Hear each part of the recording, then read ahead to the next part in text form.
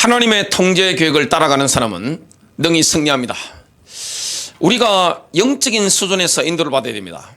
영적인 수준에서 인도받는 사람이 있으면 성령의 강물이 그 사람을 통해서 흘러가는 것을 경험하게 됩니다. 예수님을 믿으면 믿을수록 얼굴이 부드러워집니다. 예수님을 믿으면 믿을수록 성령의 사람으로 인도받으면 어떻게 됩니까? 눈빛 속에 초자연적인 하나님의 빛이 뿜어져 나오는 것을 보게 됩니다. 그 얼굴에 주님의 영광이 나오는 것을 보게 됩니다. 그래서 신자의 얼굴은 전도지가 됩니다. 신자의 인격도 정말로 복음 전파의 가장 강력한 도구가 되는 것을 보게 됩니다. 너무나 놀라운 거죠. 그래서 예수님을 믿고 몇 달, 몇 년 이렇게 지나버리면 깜짝 놀랍니다. 그걸 보면서 내가 이렇게 젊어지는구나, 이렇게 깜짝 놀랍니다. 주변에 있는 사람들이 깜짝 놀랍니다. 이렇게 젊어지셨군요, 이렇게 환해지셨군요, 이렇게 너무나 밝게 되셨군요, 이렇게 깜짝 놀랍니다. 그게 바로 영의 사람입니다. 영적인 수준으로 인도받으면 그렇게 되는 것을 보게 됩니다. 몸도 건강해집니다. 인간관계도 행복해지는 것을 경험하게 되어 있습니다. 왜 그러느냐? 성령님을 따라가기 때문에 그렇습니다. 한 명만 제대로 믿어버려도 영적 수준에서 인도받으면 어떻게 됩니까? 모든 인간관계 속에 하나님의 영이 역사하기 때문에 살아나는 역사가 일어납니다. 모든 공동체가 살아납니다. 어떤 불협화음이 있는 공동체라도 그 사람 한 사람이 들어가면 뭐가 일어납니까? 하모니가 일어나 버립니다. 조화롭게 되는 겁니다. 파괴된 관계가 조화롭게 되는 겁니다. 죽은 현장이 생명력 있는 현장으로 변화됩니다. 썩은 영혼들이 정말 정화되는 이런 일들이 일어납니다. 산업목자교에 들어오시면 문을 열고 들어오시면 정수기가 있습니다. 그 정수하는 거죠. 한 명만 성령의 사람, 영적인 사람이 있으면 어떻게 됩니까? 그 가정, 그 직장, 그 사업체의 모든 거래처들과의 만남 가운데, 교회 안의 지체들과의 만남 가운데 어떻게 됩니까? 정화가 되어버리는 겁니다. 나를 통하여 이런 빛이 막 나가게 되어 있습니다. 생명력이 막 뿜어져 나오게 되어 있습니다. 전부 다 살아나 버리는 겁니다. 놀라운 겁니다. 내가 살아나죠. 나의 영혼이 살아나고 내 몸도 살아나고, 내가 가는 모든 공동체마다 살리는 역사, 살아나는 역사 일어납니다. 막 살려야지 억지로 막 하는 게 아닙니다. 저절로 그렇게 되어버리는 겁니다. 어느 날 보면 싹 변화 있는 것을 경험하게 되어 있습니다. 선한목자교회 강단에 설교를 들으시는 분들, 이렇게 매일 보는 분들은 이렇게 늘 보니까 감각이 좀 약할 수 있는데, 오랜만에 만나는 분들 만나보면 훤한 것을 보게 됩니다. 왜 그렇습니까? 강단에서 이 빛이 나가기 때문에 그렇죠. 하나님의 영이 역사하기 때문에 그렇죠. 그걸 영을 받아버리기 때문에, 영적인 은혜가 임하기 때문에 그냥 밝아져 버리는 겁니다. 그 은혜를 오늘 누리는 시간 되시길 바랍니다. 그 비결이 뭡니까? 하나님의 통제 계획을 내가 따라가는 겁니다. 요한복음 1장 4절입니다. 그분 안에 생명이 있었으며 그 생명은 사람들의 빛이더라. 예수 생명, 그 생명은 뭡니까? 빛입니다. 하나님의 말씀에 그거를 들여다보면 인간의 내적인 본성을 MRI 영상 사진처럼 명확하게 들여다볼 수가 있습니다. 뭐가 있습니까? 영과 혼과 몸이죠. 영혼 육이 있습니다. 하나님의 눈에 비친 인간의 어마어마한 가치, 인간은 하나님의 영이 불어넣은 바 된 정말 그런 존귀한 존재입니다. 지구상에 인간이라는 존재가 얼마나 가치 있는 존재인지 모릅니다. 그 한 사람을 통해서 그 한 사람이 영적 수준으로 인도받아 버리면 어떻게 됩니까? 다 살아나 버리는 거예요. 본인이 사는 겁니다. 내 영혼이 너무나 행복하게 되고, 내 인격이 예수님의 인격을 닮아가게 되고, 그 사람이 공동체에 들어가면 어떻게 됩니까? 신기하게 살아나 버리는 거예요. 가정에 하나님의 나라가 임해 버리는 겁니다. 교회 안에 하나님의 나라가 임해 버리는 겁니다. 이게 바로 영적 수준의 그 놀라운 은혜죠. 거듭남의 기적을 통해서 정말 인간 회복이 일어난 겁니다. 거듭난 영의 역할은 뭡니까? 경배죠. 하나님이 임재하시니까 경배합니다. 또 하나님이 주시는 계시를 영이 받게 됩니다. 그래서 아는 겁니다. 그냥 막 설명 들어서 아는 게 아니라 그냥 보면 아는 겁니다. 영적으로 내가 아는 거예요. 내가 구원받았음을 아는 거예요. 용서받았음을 아는 겁니다. 나의 기도가 지금 이 시간 하나님이 응답하셨다. 그걸 내가 아는 겁니다. 그리고 하나님과 교제하는 것이죠. 거듭난 혼의 역할은 뭡니까? 정말 우리가 영의 역할에 따라서 인도를 받는데 하나님의 성령께서 우리의 영에게 지시를 하면 절대적으로 순종하는 거죠. 거듭난 몸의 역할은 뭡니까? 성령님께서 거하시는 성전이 되는 겁니다. 이 놀라운 은혜를 우리가 받게 된 겁니다. 첫 번째입니다. 하나님의 계획 안에서는 인간의 인격은 절대 민주주의가 아닙니다. 서열이 분명한 겁니다. 제일 높은 게 뭐죠? 영입니다. 그래서 영적 수준으로 인도받으면 인생이 얼마나 풍성한지 몰라요. 얼마나 기쁜지 몰라요. 행복을 굉장히 누리게 됩니다. 시간 지나면서 인생에 죽었던 영역들이 다 살아나 버립니다. 내가 영적 수준에 인도받으면 주변에 있는 사람들이 막 살아나기 시작합니다. 막 생명력이 있죠. 저희 장모님께서 치매가 오셔가지고 저희 집에 모시게 됐었습니다. 저희 집에 오니까 그 화초들이 있잖아요. 늘 보시면 하시는 말씀, 이게 치매가 오시면 자꾸 잊어 잡수니까 1분 전에 무슨 일이 있었는지 5분 전에 뭐가 있었는지 자꾸 잊어 잡수니까 계속해서 반복해서 하시는 말씀. 야, 이 집에는 이렇게 식물도 잘 되고, 야, 이렇게 식물이 잘 되는 거 보면 집안이 잘 된다 카던데 하면서 이렇게 계속 말씀하시는 겁니다. 집안이 밝잖아요. 저희 집이 얼마나 밝아요. 행복하잖아요. 자유함을 누리잖아요. 그러니까 저희 집안에 가보면 뭐 제 속부터 제 아내나 제 자녀들도 빛 가운데 있으니까 밝으니까 식물도 잘 되죠. 여러분 다 살아나는 것을 보게 됩니다. 그게 바로 영적 수준에 인도받는 사람입니다. 하나님은 생명 중심이죠. 하나님은 생명 중심입니다. 사단은 뭐합니까? 죽이는데 전문성이 있고, 하나님은 어디에 전문성이 있습니까? 살리는 데 전문성이 있습니다. 성령의 역사하는 현장에는 생명력이 있습니다. 성령의 역사하는 현장에는 창조력이 있습니다. 창조적인 지혜가 임하는 그 은혜를 누리게 됩니다. 성령의 역사하는 현장에는 특징이 뭡니까? 활력이 있죠. 귀신이 역사하는 현장에는 무기력이 있습니다. 성령의 역사하는 현장에는 사랑이 있습니다. 마귀가 역사하는 현장은 뭐가 흐릅니까? 냉기가 막 흐르는 거예요. 사람도 추워요. 마귀 역사하면 모든 게 추운데 성령이 역사하면 모든 게 따뜻하잖아요. 그 은혜를 우리가 누리게 되는 겁니다. 그게 바로 성령님의 역사죠.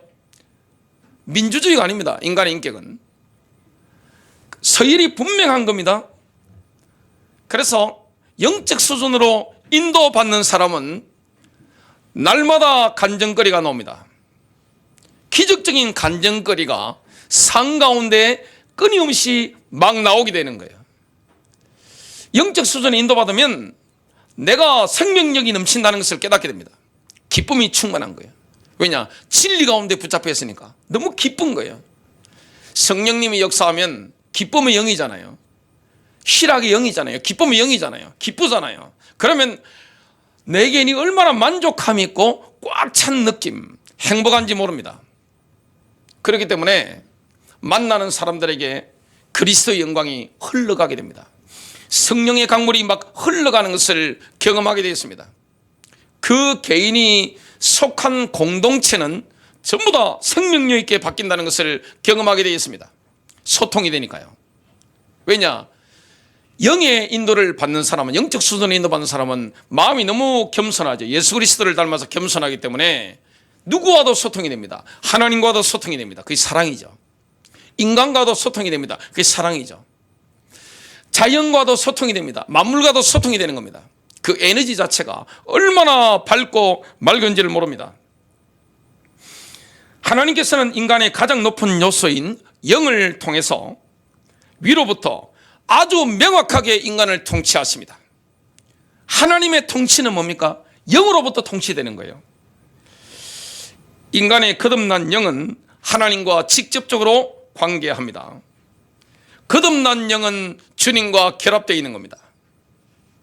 남자 여자가 결혼해서 성적으로 결합하는 것처럼 인간의 영은 거듭나는 순간 하나님의 영과 결합되어 있는 거예요. 못 됩니다.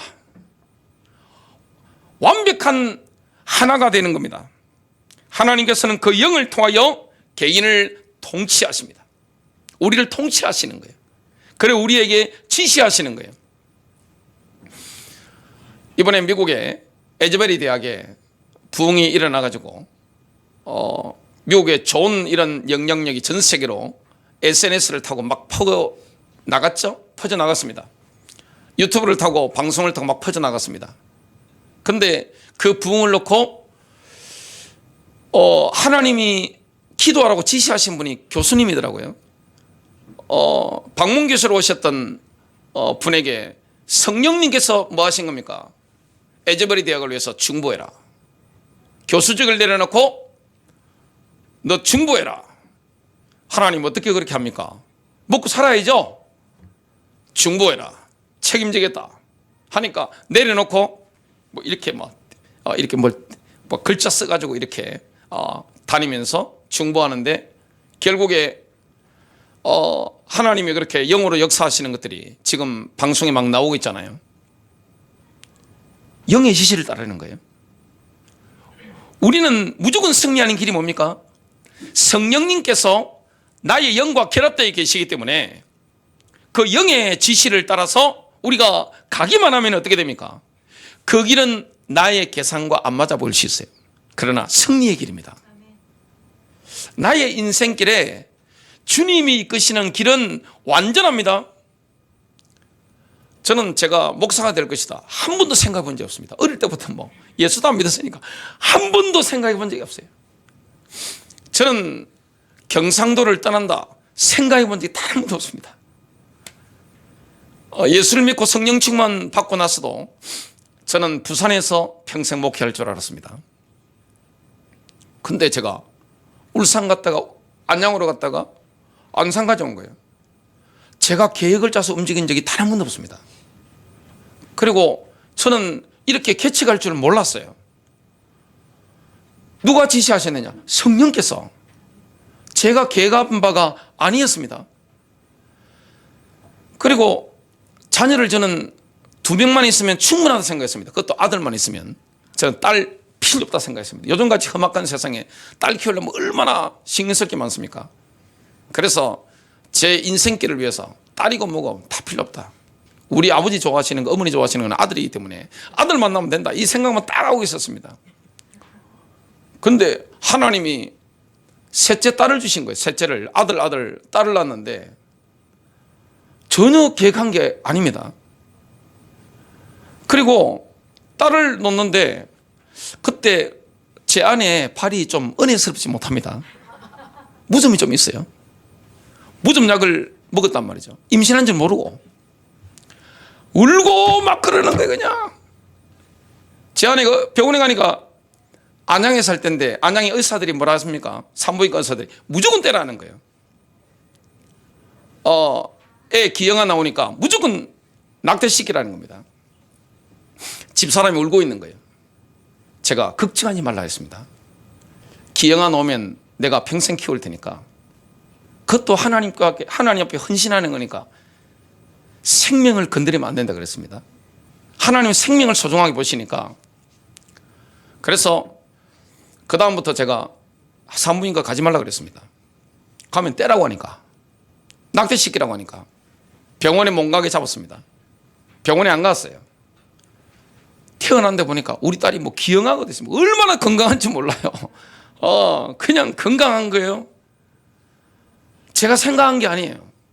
계획한 게 아니에요.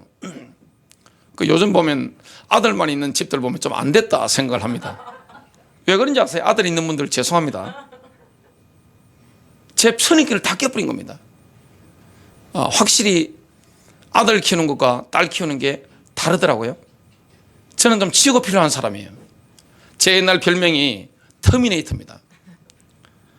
아마 전쟁기기로도 살 수 있는 사람이고, 저는 뭐 신부님처럼도 살 수 있는 사람이고 스님처럼도 살 수 있는 사람이에요.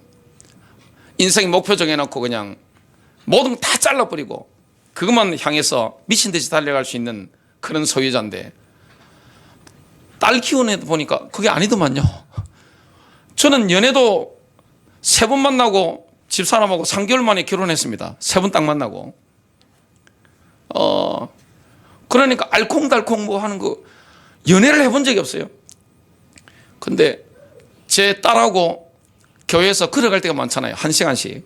그러면 알콩달콩 딸이 하는 이야기를 저는 무조건 듣고 있어야 되는 거예요. 1시간 가는데 55분은 제 딸이 이야기하고 저는 5분도 말을 안 하죠.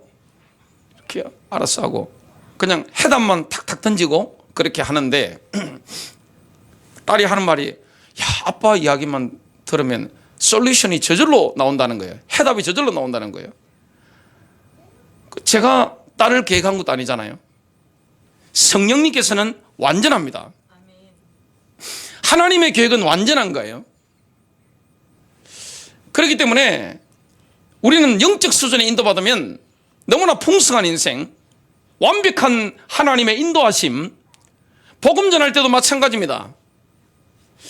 내가 인생에 머리를 짜서 막 가는 것이 아니라 이미 영원 전부터 하나님은 우리의 인생길을 다 세팅해 놓으시기 때문에, 예정해 놓으시기 때문에 누구의 인도를 따라가면 됩니까? 성령님이죠. 성령님께서 우리에게 말씀도 주시고 지시하시잖아요. 그 지시사항을 내가 아멘하고 따라가면 승리하게 되는 겁니다. 그래서 신앙생활이 너무 쉬워지는 것은 뭡니까? 우리 안에 성령님께서 계시기 때문에 성령님의 인도하심을 따라가는 겁니다. 지혜도 주시고 능력도 주시고 필요한 거 다 주시는 겁니다. 그게 바로 하나님의 통제 계획입니다. 통제 계획이라고 하니까 마귀는 뭡니까? 우리를 억압하죠. 우리의 자유를 짓누릅니다. 하나님은 그런 분이 아니에요. 성령님은 어떤 분입니까? 너 이건 어때? 이렇게 하면 좋겠어. 주님, 나 싫어요. 그러면 알았어. 그럼 기다려 주신단 말이죠. 막 꿀밤을 막 주시고 막 두들겨 패시고 강목들로 막 두드려 패시고. 성령님은 그런 분이 아니에요. 주의 영이 계신 곳에 자유함이 있다고 말씀했습니다. 우리 주님은 우리를 얼마나 자유함을 주시는지 모릅니다. 얼마나 우리를 기다려 주시는지 모릅니다. 하나님이 사랑이죠. 여러분, 사랑하면 특징이 뭡니까? 상대방을 억압하지 않습니다. 사랑하면 자유롭게 놔줍니다. 주님은 우리를 사랑하시기 때문에 우리를 자유하게 만들어줍니다. 억압하지 않는 거예요. 우리를 가이드해 주시는 거예요. 말씀을 주시는 거예요. 그 하나님의 통제 계획은 영을 통해서 흘러내려오는 겁니다. 그걸 우리가 따라가는 거예요. 우리의 영이 하나님과 접촉하여 복종하고 혼과 몸이 하나님의 지시에 순종하면 승리합니다. 다윗은 그의 영을 통하여 그의 혼에게 이렇게 권면합니다. 지금 다윗은요, 현실이 절망적입니다. 그럴 때 있잖아요. 다윗의 상황 자체가 너무나 절망적이었습니다. 정치적으로 사망 선고 받았고 도망자 신세가 된 겁니다. 언제 죽을지 몰라요.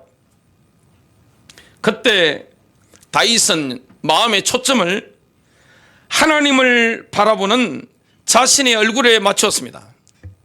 여러분, 압박을 받으면요 얼굴이 굳어지잖아요. 그런데 하나님을 바라보면, 그 마음이 하나님을 바라보면 그 얼굴이 어떻게 됩니까? 부드럽게 됩니다. 충만하게 되는 겁니다. 이렇게 권면합니다. 시편 42편 11절입니다. 지금 다윗의 영이 혼에게 권면하는 겁니다. 오 내 혼아, 어찌하여 내가 낙담하느냐? 어찌하여 내가 내 안에서 불안해하느냐? 다윗의 혼은 지금 낙담하고 불안해하는 거예요. 여러분, 상황이 어려우면 낙담되죠? 굉장히 불안합니다. 너는 하나님을 바라라. 내 얼굴을 감금케 하시는 분이요, 나의 하나님이신 그분을 내가 여전히 찬양하리라. 다윗의 혼은 우울해하고 있지만 그 상태는 변화될 수 있습니다. 다윗의 혼은 외부의 상황들과 다 연결되기 때문에 불안하고 절망적이죠. 너무너무 힘들어요. 그러나 하나님과 관계를 맺고 있는, 하나님과 결합된 다윗의 영은 전혀 우울하지 않습니다. 전혀 불안하지 않는 거예요. 이게 바로 영입니다. 저와 여러분이 승리하는 길이 뭐냐? 하나님의 통제 계획을 따르는 것인데 영의 인도를 따라가야 됩니다. 영적 수준으로 내가 인도받아야 되는 거지, 혼적 수준으로 가면 어떻게 됩니까? 불안해서 어떻게 살아요? 우울해서 어떻게 살아요? 멘탈이 나가버리잖아요. 영적 세계의 특징이 뭡니까? 영적 세계는 이 3차원적인 세계와 다릅니다. 3차원적인 세계는 얼마나 우울한 게 많고 불안한 게 많고 답답한 일이 많고 압박이 많습니까? 그런데 영적 세계는 구름 한 점 없습니다. 거기는 미세먼지가 없어요. 황사가 없다니까요. 초미세먼지가 없다니까요. 맑아요. 그래서 하나님의 임재 가운데 내 영이 있으면 어떻게 됩니까? 내 마음도 충만해지죠. 멘탈도 딱 안정이 됩니다. 내 몸에도 하나님의 복들을 누리게 됩니다. 그래서 다윗의 혼은 이렇게 되는 겁니다. 영이 혼에게 뭐라고 말합니까? 이봐, 일어나. 자신을 흔들어 깨워. 지금은 하나님을 찬양할 시간이야. 그런 기분에 굴복하지 마. 우리가요, 여러 가지 상황들이 있기 때문에 우울해질 수 있고 기분이 아주 나빠질 수 있죠. 기분이 찜찜해질 수 있습니다. 그 위에 굴복하면 안 되는 거예요. 하나님과 결합된 내 영이 지시하는 대로 혼이 따라가야 되죠. 성령님을 따라가면 승리합니다. 주님은 얼마나 좋은 분입니까? 우리에게 생명력을 불어넣어 주시고 우리를 기쁨으로 인도하시고 안전한 길로 인도하시고 완벽한 길로 인도하신단 말이죠. 그래서 주님은 우리가 전혀 예상치 못했던 길로 우리를 인도하십니다. 저는 항상 왼쪽으로 가려고 했다면 하나님은 아니야, 오른쪽으로 계속 가시는 겁니다. 제 계획대로 인생을 살아본 적이 없습니다. 다 계획을 짜놓고 목표를 다 맞춰놨는데 하나님이 어느 날 저한테 말씀하시는 거예요. 야, 신성길 너 틀렸어. 너 목회하는 거 틀렸어. 메시지도 틀린 거야. 너 신자답지 못해. 회개해. 항복하는 거예요. 그럼 기도하다 보면 어떻게 됩니까? 하나님이 메시지 방향도 주시고 사역의 방향도 주시고 뭘 해결해야 되는지 자꾸만 깨닫게 하시는 거예요. 이게 다 어디서 오는 겁니까? 성령님의 지시죠. 내 영이 아는 겁니다. 그럼 거기에 인생에 초점을 맞추는 거예요. 마음에 초점을 맞추는 거예요. 승리하는 겁니다. 다윗이 자신의 마음을 거기에 딱 초점을 맞춘 겁니다. 시편 103편 1절에서 5절을 보면요, 동일한 개념이 나오는데 다윗은 그의 영을 통해서 그의 혼에게 이렇게 또 권면합니다. 오 내 혼아, 주를 찬송하라.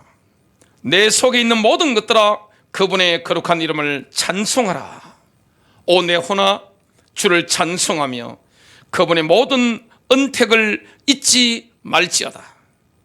그분께서 내 모든 불법을 용서하시고 내 모든 질병을 고치시며 내 생명을 멸망에서 구속하시고 인자하심과 친절한 긍휼로 내게 관을 씌우시며 좋은 것들로 내 입을 만족하게 하사 내 젊음을 독수리의 젊음같이 새롭게 하시는도다.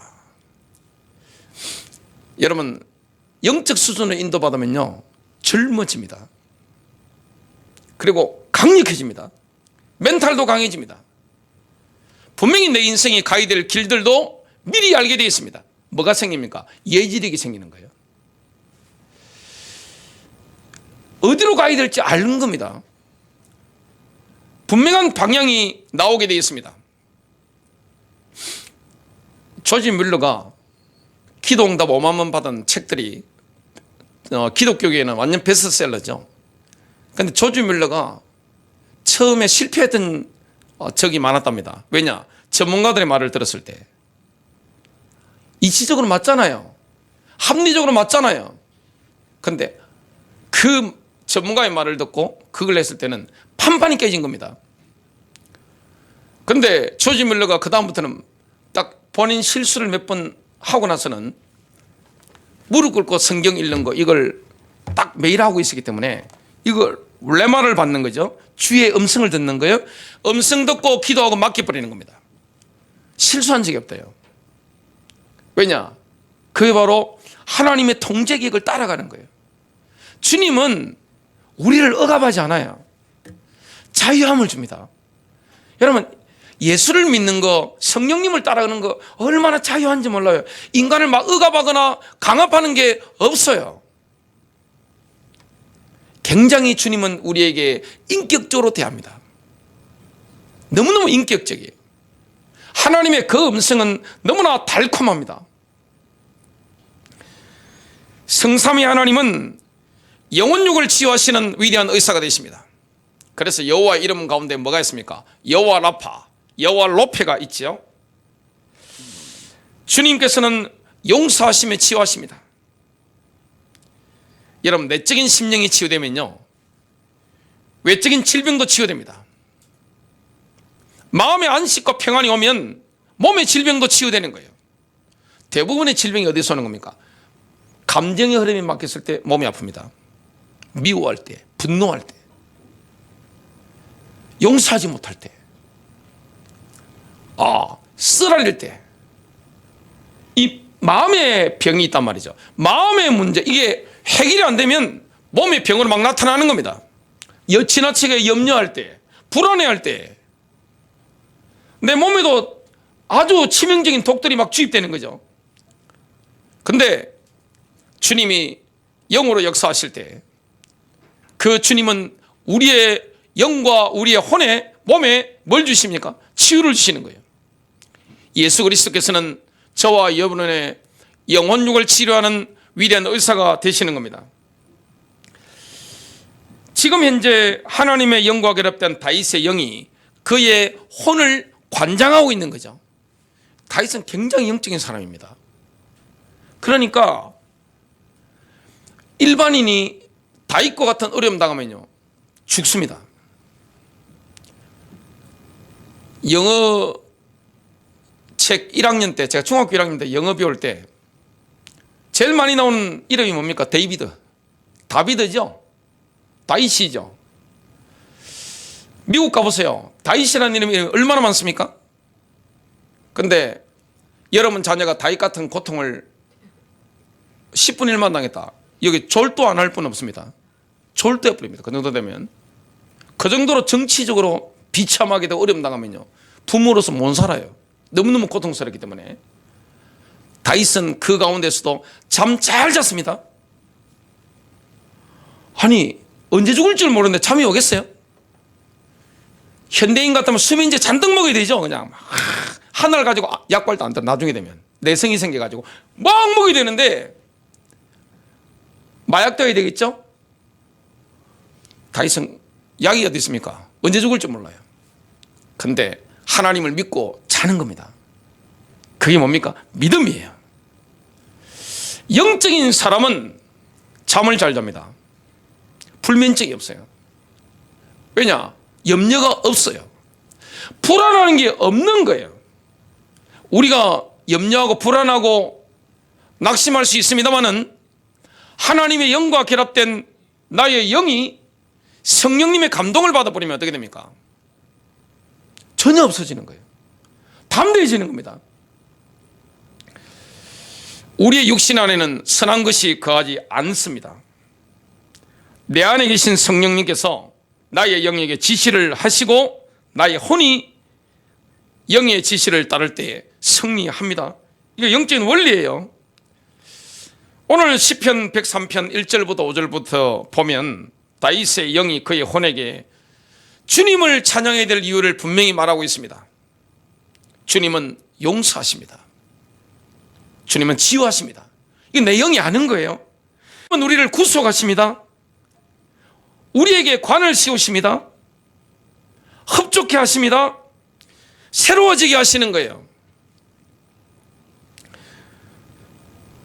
두 번째입니다. 하나님의 통제 하에서는 거듭난 영은 혼을 인도하여 이러한 자기 부인을 받아들이게 만듭니다. 거듭난 영은요, 혼을 인도해서 자기 부인을 받아들이게 만드는 거예요. 그래서 영적인 사람은 자기 부인을 그냥 체질화시킨 사람이죠. 그 사람이 영적인 사람입니다. 그래서 이 갈라디아 2장 20절을 내가 죽고 내 안에 그리스도가 사시는 비밀을 영적인 사람은 삶 가운데 누리기 때문에 그리스도의 생명력이 나를 통해 막 흘러가는 것을 경험하게 되었습니다. 감정대로 안 살아요. 자기 마음대로 안 살아요. 자기 고집이 없어요. 셀프일이 없어요. 완고함이 없어요. 굉장히 뭔가 결정할 때 보면 부들부들한 것을 보게 됩니다. 완고하지 않아요. 이기심이 없는 거예요. 그걸 내려놓았기 때문에. 위선이 없는 거예요. 왜냐? 그걸 내려놨기 때문에 그렇습니다. 이게 바로 영적인 사람입니다. 영적인 사람은 굉장히 진실하죠. 이타적입니다. 자기를 뭐 방어한다든지 이런 걸 필요함을 별로 못 느끼는 거예요. 하나님의 영과 결합된 우리 영이 혼에게 지시를 할 때 혼은 반드시 영의 지시에 복종해야 됩니다. 절대 순종해야 됩니다. 절대적인 순종, 여기에 승리가 있습니다. 마태복음 16장 24절, 그때 예수님께서 자기 제자들에게 이르시되 어떤 사람이 나를 따라오려거든 자기를 부인하고 자기 십자가를 지고 나를 따를지니라. 우리의 혼은 뭐라고 합니까? 나는 원한다 이렇게 합니다. 그때 나의 영은 뭐라고 해야 됩니까? 노라고 해야 됩니다. 아니야, 하나님의 뜻이 나의 뜻보다 훨씬 중요한 거야 이렇게 해야 됩니다. 내 혼이 뭐라고 이야기합니까? 나는 이렇게 생각해. 그럼 나의 영이 뭐라고 해야 됩니까? 아니야, 하나님의 말씀이 내 생각보다 더 중요한 거야. 여러분, 우리의 생각은 틀릴 수 있습니다. 그러나 하나님의 말씀은 완전한 거예요. 왜냐? 하늘 보좌에 서기 때문에. 우리가 우리의 상황을 다 모릅니다. 제가 길 가다 보면 교통사고 난 현장들을 한 번씩 보죠. 교차로 같은 데 보면 교통사고, 대형사고 나는 걸 한 번씩 볼 때가 있습니다. 야, 사고가 얼마나 크게 나는지 그냥 이거 맞추기 힘들어요. 영화 찍는 장면 같아요. 보면 사고 나는 거 그냥 쫙 건너가는데 이쪽에서 전속력으로 정신줄 놓은 거죠. 그냥 꽝 와서 박는데 소리가 얼마나 크냐, 대포 터지는 소리 같더라고요. 옆에 뭔가 굴다리 같은 게 좀 있으면 제 대포 터지는 소리 알았어요. 대포 소리인 줄 알았어요. 뭔가 뻥 하는데 제가 놀라가지고 보니까 어떤 여자분이 이렇게 차가 찌그러졌으니까 살려고 막 차에서는 물이 이 오일 같은 게 막 흐르고 살려고 막 기어나오는 걸 제가 눈으로 목격한 적이 있는데, 우리가 1초 후에 무슨 일일지 모르잖아요. 근데 하나님께서는 저와 여러분의 과거를 아시고 현재를 아시고 미래의 모든 필요를 아시고 종합적으로 입체적으로 우리의 상황을 보고 계십니다. 천사들도 보고 있죠. 누가 더 완전합니까? 내 생각입니까? 아니잖아요. 하나님이 날마다 주시는 그 레마잖아요. 주의 음성이잖아요. 내가 원하는 것보다 훨씬 중요한 것이 무엇입니까? 하나님의 계획이잖아요. 내 느낌보다 훨씬 중요한 게 있습니다. 나는 이렇게 느껴. 그러면 우리 영은 뭐라고 합니까? 아니라고 해야 됩니다. 하나님의 계시가 훨씬 중요한 거야. 이럴 때 승리하는 겁니다. 마태복음 16장 25절은 생명으로 번역된 단어가 실제로는 혼인 또 다른 경우입니다. 혼, 푸시케죠. 누구든지 자기 생명을 구원하려 하는 자는 그것을 잃을 것이요. 이 생명은 혼입니다. 누구든지 나로 인해 자기 생명을 잃으려 하는 자는 그것을 찾으리라. 우리는 그 반역의 자아인 혼을 내려놓습니다. 혼 속에 있는 그런 종류의 생명을 버리는 겁니다. 이러한 행동에 의해서 우리 혼은 기꺼이 죽음을 받아들입니다. 그것은 십자가의 자리에 나아가서 그 생명을 드립니다. 그런 다음 완전히 새로운 생명이 그 혼에게 열려집니다. 성령님을 통해서 하나님께로부터 흘러나오는 생명, 그것입니다. 그 은혜를 우리가 누리는 겁니다. 세 번째입니다. 전능하신 하나님께서 인간과 함께 거하시는 거처는 인간의 몸입니다. 거듭난 몸의 역할은 성령님께서 거하실 깨끗한 전을 제공하는 겁니다. 우리의 몸의 역할은 뭡니까? 깨끗한 성전을 제공하는 거예요. 몸의 지체들을 성령님의 뜻을 행하기 위한 종들로 제공해야 됩니다. 그래서 신자들은요, 성도의 그 어떤 의무가 있습니까? 몸의 컨디션을 최상으로 유지할 의무가 있습니다. 몸을 깨끗하게 관리하고 씻고 제대로 먹고 휴식을 취하고 이렇게 할 의무가 있습니다. 그래서 하나님의 관점으로 우리의 몸을 바라봐야 됩니다. 바로 성전입니다. 몸이 너무 중요한 거예요. 하나님께서는 성도의 몸이 하나님의 전이 되고 몸의 지체들이 하나님의 도구가 되는 것을 영원전부터 계획하시고 준비하셨죠. 그래서 신약 성경에서 하나님의 거주를 의미하는 독특한 단어는 성전입니다. 템플이죠. 하나님께서 일시적으로 거주했던 그 다양한 장소들이 있으십니다. 모세의 성막, 그 다음에 예루살렘 성전이죠. 신약 성경은 하나님께서 산 돌들로 된 성전을 지으시고 있다는 말씀을 하고 있습니다. 그 돌 가운데 하나는 우리죠. 모든 신자 한 사람 한 사람은 하나님의 성전에 있는 돌입니다. 하나님은 성령을 통해서 집단으로 존재하는 성전에 거하시죠. 또한 하나님은 신자의 몸이라는 개별적인 성전에도 거하십니다. 고린도전서 6장 19절입니다. 너희 몸이 너희가 하나님에게서 받은 바 너희 안에 계신 성령님의 전인 줄을 너희가 알지 못하느냐. 하나님은 이들 성전들을 위한 공급을 포함해서 이 모든 것을 영원전부터 계획하셨습니다. 하나님이 뭐 갑자기 뭘 하고 있는 게 아니시잖아요. 하나님의 공급은요, 두 가지 형태로 나타나는데, 첫 번째 보면 성령님께서는 우리 몸에 생명을 부어 주십니다. 하나님의 성령을 부어 주시는 거죠. 로마서 8장 11절입니다. 그러나 만일 예수님을 죽은 자들로부터 일으키신 분의 영께서 너희 안에 거하시면, 그리스도를 죽은 자들로부터 일으키신 분께서 너희 안에 거하시는 자신의 영을 통해 너희의 죽을 몸도 살리시리라. 하나님의 두 번째 몸의 공급은 하나님의 말씀입니다.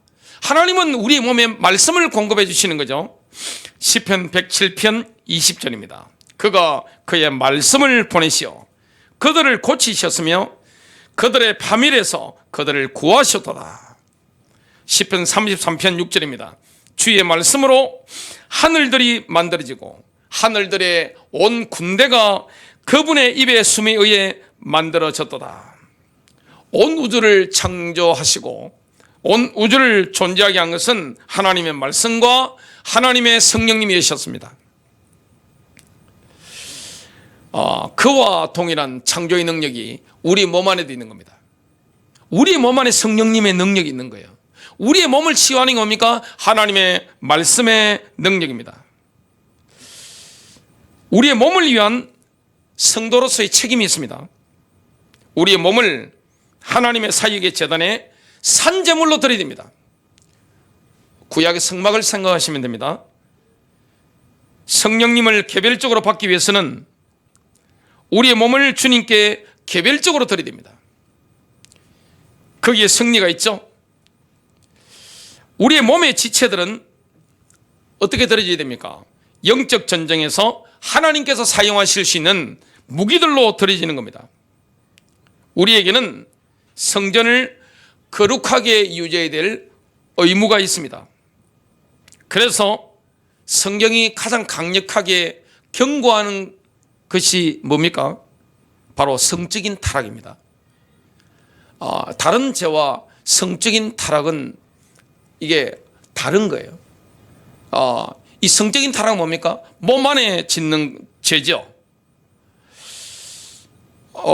성적인 부도덕의 늪에 빠지는 사람은 사실상 그 자신의 몸을 해치고 있는 겁니다.